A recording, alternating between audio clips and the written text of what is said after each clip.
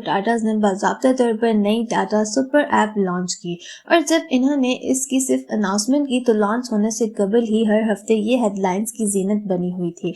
और ना सिर्फ ये बल्कि ये सुपर ऐप मार्केट में बहुत ही लुक्रेटिव थी। यहाँ तक कि सिर्फ टाटाज नहीं बल्कि अंबानीज और अडानीज भी इस जेंट मार्केट और स्पेस में एंटर होने के लिए तैयार थे।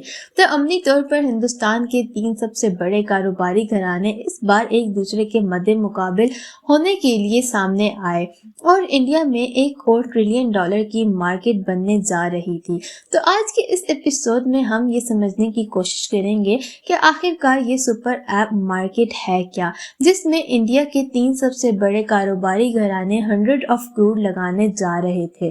सबसे पहले समझे कि सुपर ऐप मॉडल इमर्ज कैसे हुआ और सुपर ऐप कैसे इतनी पावरफुल बनी। सुपर ऐप की कहानी 2009 से शुरू हुई है, जबकि चाइना फायरवॉल को इस्टेब्लिश करने जा रहा था, जो कि गैर मुल्की वेबसाइट की लिस्ट है जो चाइना में ब्लॉक्ड है, जो कि ग्रोइंग साइट है, जो एक अनदर कैजुअलिटी है।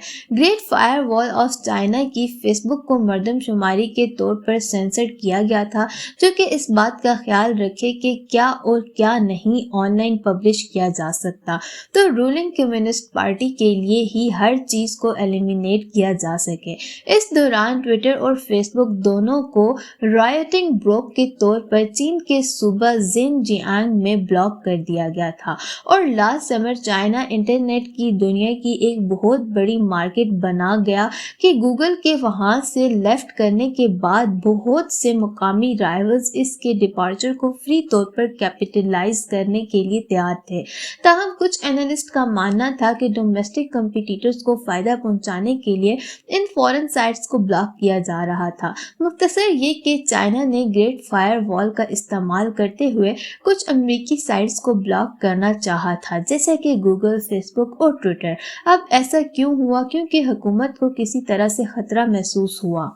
उन्हें ऐसा लग रहा था कि ये ऑर्गेनाइजेशंस अपनी पावर को चाइना के लोगों का डाटा इकट्ठा करने के लिए इस्तेमाल कर रही हैं, जो कि चाइना की हुकूमत के लिए एक खतरा था। इसलिए इन्होंने इन पर एक एक करके पाबंदी लगा दी।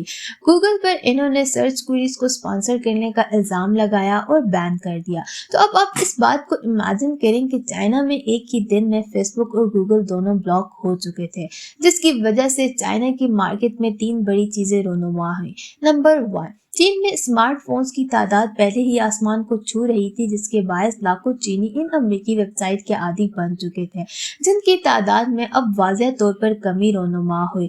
नंबर 2, अमेरिकी वेबसाइट्स के बंद होने से मार्केट में एक बड़ा लांछा रह गया था, जिसकी वजह से चीनी मार्केट में फेसबुक और गूगल और ट्विटर के गैप को फौरी तौर पर पूरा करने की ज़रूरत थी, क्योंकि जो फ़ोन इनके पास थे इनकी कोई ख़ास स्टोरेज नहीं थी। तो यही वो वक्त था कि जब चीनी कंपनियों ने फिर फौरी अपनी सर्विस को तैयार किया अपने लोगों के लिए, और स्पेस कंस्ट्रेंट की वजह से इन्हें एक ही ऐप में बहुत सारी सर्विसेज को फराहम करना पड़ा। यही वो जगह है ख़वातीनो हज़रात जहाँ से सुपर ऐप्स का कॉन्सेप्ट पैदा हुआ था। टेंसेंट नामी कंपनी ने इस ऐप का आगाज किया था और जो ऐप इस कंपनी ने लॉन्च की वो कोई और नहीं बल्कि वी चैट थी। अब अगर आप देखें कि किस तरह एक चीनी मार्केट को इन ऐप्स के जरिए से कैप्चर किया गया था, तो आपको अंदाजा होगा कि इन ऐप्स की इमर्ज होने की दरहकीकत वजह क्या थी।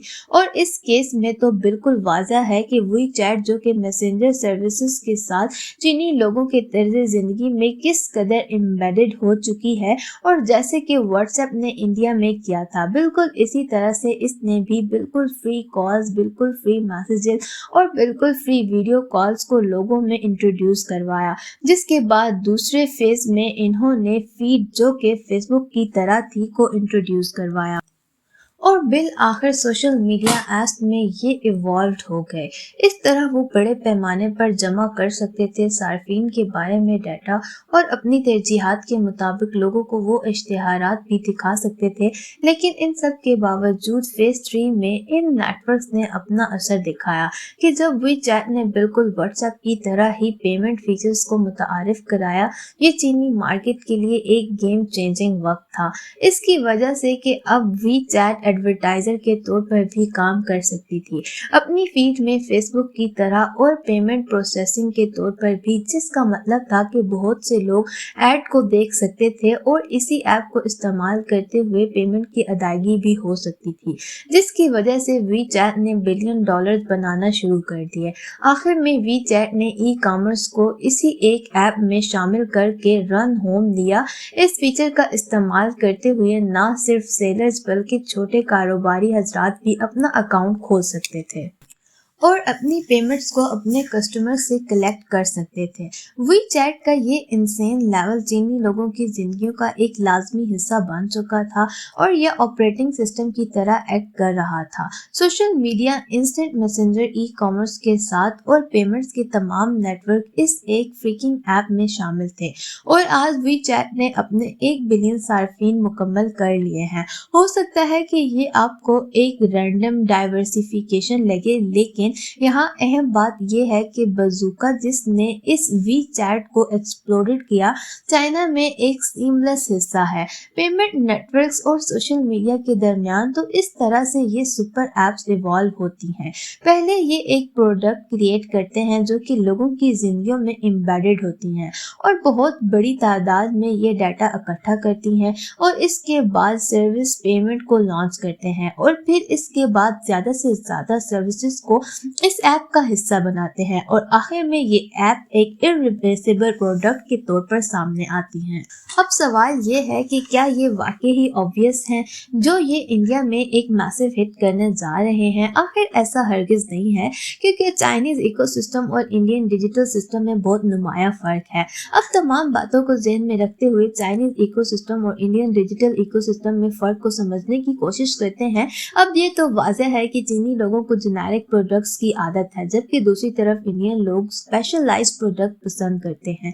यही वजह है कि दोनों टाटाज और रिलायंस सुपर ऐप को स्क्रैच से शुरू नहीं कर रहे थे, बल्कि वो तमाम माहिरीन और मार्केट लीडर्स को एक ही छत के नीचे ला रहे थे, जहां इनके मकसद के हसूल की हिकमत अमली सामने आती है। टाटा के मामले में हमने एक न्यू सुपर ऐप देखी, क्योंकि टाटा ग्रुप में पहले से ही बहुत कंपनियां हैं जिनमें फैशन, ज्वेलरी, हॉस्पिटैलिटी और एयरलाइंस वगैरह शामिल हैं। पिछले साल टाटा डिजिटल ने मेजॉरिटी स्टेक का बहुत सा हिस्सा अपने नाम कर लिया।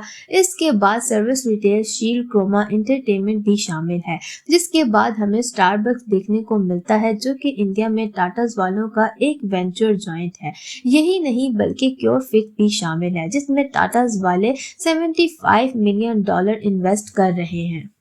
अब सवाल ये है कि हम में से बहुत से लोग व्हाट्सएप को इस्तेमाल नहीं करते, इसमें पेमेंट फीचर्स होने के बावजूद, और इसी तरह फेसबुक जिसमें मार्केट प्लेस और दूसरे ज़रूरी फीचर्स भी शामिल हैं।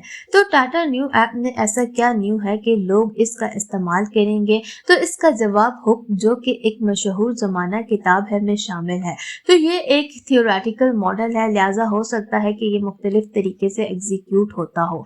तो आइए अब कोशिश करते हैं कि टाटा को समझ की। तो आपको बहुत से डिस्काउंट्स और कैशबैक देता है टाटा, ताकि इसकी ऐप को ज़्यादा से ज़्यादा डाउनलोड किया जा सके।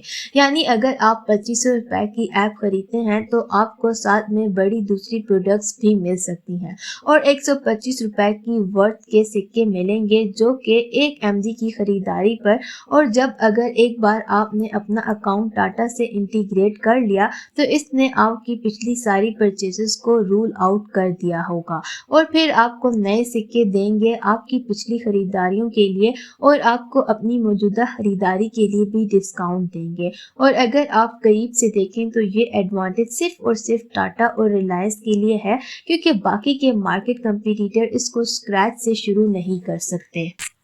लेकिन अगर ये पेटीएम की तरह फ्लंक हो जाता है तो इसका तो वक्त ही बताएगा।